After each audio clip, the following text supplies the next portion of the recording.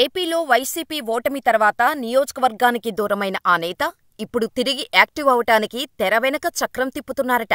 ఘోర పరాజయం తట్టుకోలేక ఓట్ల కౌంటింగ్ రోజే ఫ్యామిలీతో సహా సెగ్మెంటు నుంచి బిచానా ఎత్తేసిన ఆయన ఇంతకాలం ఎక్కడున్నారో కూడా అక్కడ ప్రజలకు ఆచూకీ లేకుండా పోయింది.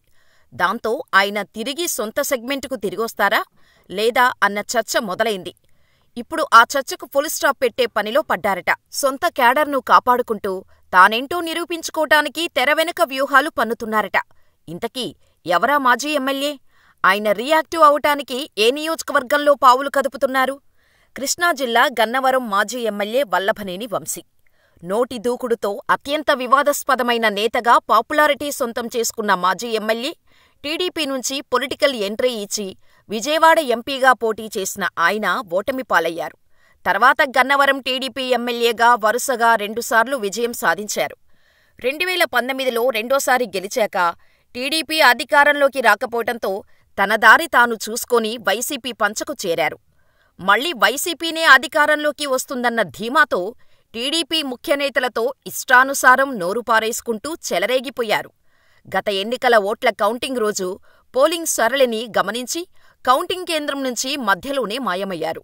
అటు రాష్ట్రవ్యాప్తంగా వైసీపీ కూడా ఘోర పరాజయం పాలవటంతో నియోజకవర్గానికి దూరంగా క్యాడర్కి అందుబాటులో లేకుండా పోయారు.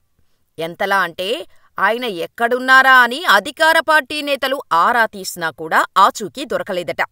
మధ్యలో ఒకసారి తాడేపల్లిలో జిల్లా వైసీపీ సమీక్షా సమావేశానికి హాజరైన ఆ మాజీ ఎమ్మెల్యే మాజీ మంత్రులు పేర్ని నాని, కొడాలి నానీలతో కలిసి మీడియా ముందుకు వచ్చినప్పటికీ మాట్లాడకుండానే గాయబైపోయారు.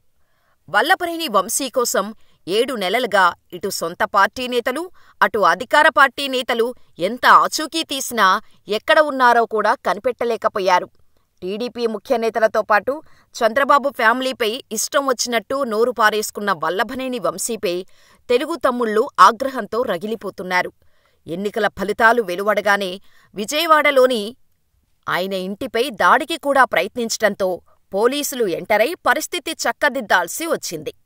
గన్నవరం టీడీపీ కార్యాలయంపై దాడి కేసులో A71గా వంశీని ఎలాగైనా అరెస్ట్ చెయ్యాలని పోలీసులు విశ్వప్రయత్నాలు చేసినా ఆయన దొరకలేదు.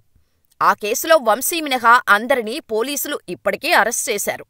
అయితే వంశీ మాత్రం ఎక్కడ ఉన్నారో అటు పోలీసులకు, ఇటు టీడీపీ నేతలకు అంతుచిక్కలేదు.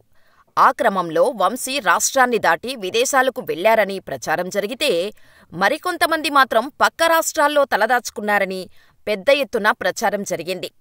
అటు చూస్తే 2019 ఎన్నికల్లో వంశీపై వైసీపీ నుంచి పోటీ చేసి ఓడిపోయిన యార్లగడ్డ వెంకట్రావు గత ఎన్నికల్లో టీడీపీ నుంచి పోటీ చేసి ఘన విజయం సొంతం చేసుకున్నారు. ఇటు వంశీ కనిపించకుండా పోవటంతో గన్నవరం నియోజకవర్గంలో వైసీపీ అనాథలా తయారైంది. అధికారంలో ఉన్నప్పుడు చేసిన అరాచకాలు, దౌర్జన్యాలకు సంబంధించి వంశీ అనుచరులు అరెస్టవుతున్నా పట్టించుకునే దిక్కులేకుండా పోయింది.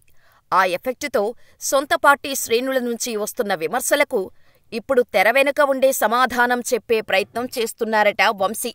కూటమి ప్రభుత్వం అధికారంలోకి రాగానే గన్నవరం నియోజకవర్గంలో పరిణామాలు శరవేగంగా మారిపోయాయి. వరుస అరెస్టులతో వైసీపీ శ్రేణులు బెంబేలెత్తిపోతున్నాయి.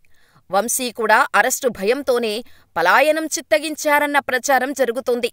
ఇప్పుడు ఆ ప్రచారానికి సైలెంట్గా చెక్ పెట్టే ప్రయత్నం చేస్తున్న వంశీ గన్నవరం నియోజకవర్గం వైసీపీలో మారుతున్న పరిణామాలను నిశితంగా గమనిస్తున్నారని ఆయన అనుచరులు అంటున్నారు. ముఖ్యంగా గన్నవరం నియోజకవర్గంలో వైసీపీ ముఖ్యనేతలే టార్గెట్గా గత 7 నెలల వ్యవధిలో నమోదైన కేసులు, అరెస్టులు, దాడులు లాంటి అంశాల విషయంలో వంశీ పార్టీవారికి నేనున్నాను అనే భరోసాను ఇస్తున్నారట. గన్నవరం టీడీపీ కార్యాలయంపై దాడి కేసులో 89 మంది నిందితులను చేర్చగా తాను కూడా ఒక నిందితుడైన వంశీ మిగిలిన వారికి ఏ రకమైన సహాయ సహకారాలు అందించలేదని వైసీపీ వర్గాలు ఆగ్రహంతో ఉన్నాయి. కూటమి ప్రభుత్వం వచ్చిన తర్వాత పాత కేసులు మొత్తం తిరగదోడుతుండటంతో గన్నవరం నియోజకవర్గంలో నెలకొన్న పరిణామాలు, నేతలపై నమోదైన కేసులను మాజీ ఎమ్మెల్యే సీరియస్గా తీసుకున్నారట. అందులో భాగంగా కేసులకు సంబంధించి ప్రత్యేక ఏర్పాట్లు చేస్తున్నారట. జిల్లా స్థాయిలో స్పెషల్ కోర్టులో బెయిల్ వ్యవహారాలు చూడటానికి ఒక టీంని, అవసరమైతే సుప్రీంకోర్టు, హైకోర్టు మెట్లు ఎక్కటానికి ఇంకో టీముని ప్రత్యేకంగా నియమించి కేసుల బాధ్యతను భుజానకెత్తుకున్నారట. అనేక కేసుల్లో ఇటీవల వంశీ ప్రధాన అనుచరులతో పాటు కీలక నేతల అందరిపైనా కేసు నమోదయింది. పలువుర్ని అరెస్ట్ చేశారు. దాంతో వారికి భరోసా కల్పించటానికి, వారి కుటుంబాలకు ఆర్థికంగా సహాయం అందించటంతో పాటు న్యాయపరమైన వ్యవహారాలను తెరవెనక ఉండి సూపర్వైజ్ చేస్తున్నారట. నోరు జారి వంశీ చేసిన విమర్శలు అప్పట్లో పెద్ద కలకలమే రేపాయి. వంశీ ప్రోద్బలంతో గన్నవరం నియోజకవర్గంలో జరిగిన దాడులకు ప్రస్తుతం వైసీపీ శ్రేణులు మూల్యం చెల్లించుకుంటున్నాయి. వంశీ సైతం కేసుల చట్రంలో ఇరుక్కున్నారు. దాంతో ఆయన నియోజకవర్గానికి ముఖం చాటేస్తున్నారు. అయితే దీర్ఘకాలం కేడర్కు అందుబాటులో లేకుండా పోతే రాజకీయంగా అసలుకే ఎసరొస్తుందనుకున్నారో ఏమో, వంశీ తిరిగి యాక్టివ్ అవ్వటానికి గ్రౌండ్ ప్రిపేర్ చేసుకుంటున్నారట. తనతో పాటు వైసీపీ వారిపై పెట్టిన కేసులకు సంబంధించి న్యాయ నిపుణులతో చర్చిస్తూ వాటి నుంచి బయటపడే పనిలో ఉన్నారంటున్నారు. వైసీపీ వారికి ఆర్థికంగా అండగా నిలబడుతూ కేసుల చిక్కులు తొలగిపోగానే నియోజకవర్గానికి వచ్చి అందర్నీ కలుస్తానని తన వారితో చెప్పిస్తున్నారట. తాను ఎక్కడున్నారనేది ఇప్పుడు అప్రమత్తమని, ప్రస్తుత సంక్షోభ పరిస్థితుల నుంచి అందరూ బయటపడ్డాక పార్టీ యాక్టివిటీస్ మొదలు పెడతామని సూచిస్తున్నారట. కేసులు, దాడులు, అరెస్టులపై ఆందోళన చెందవద్దని, తన కేసుకు సంబంధించి ఒక క్లారిటీ వచ్చాక నియోజకవర్గంలోనే త్వరలోనే సమావేశాన్ని నిర్వహించి నేతలందరినీ కలుస్తానని రాయబారాలు పంపుతున్నారట. తన రాజకీయ భవిష్యత్తు కోసం వంశీ పడుతున్న పాట్లు ప్రస్తుతం గన్నవరం సెగ్మెంట్లో హాట్ టాపిక్గా మారాయి. వంశీ ప్రయత్నాలు ఫలించి తమవారు బెయిలుపై బయటకు వస్తే చాలని నిందితుల ఫ్యామిలీలు ఎదురుచూస్తున్నాయి. చూడాలి మరి వంశీ అన్నీ చక్కపెట్టుకొని ఎప్పుడు వస్తారో.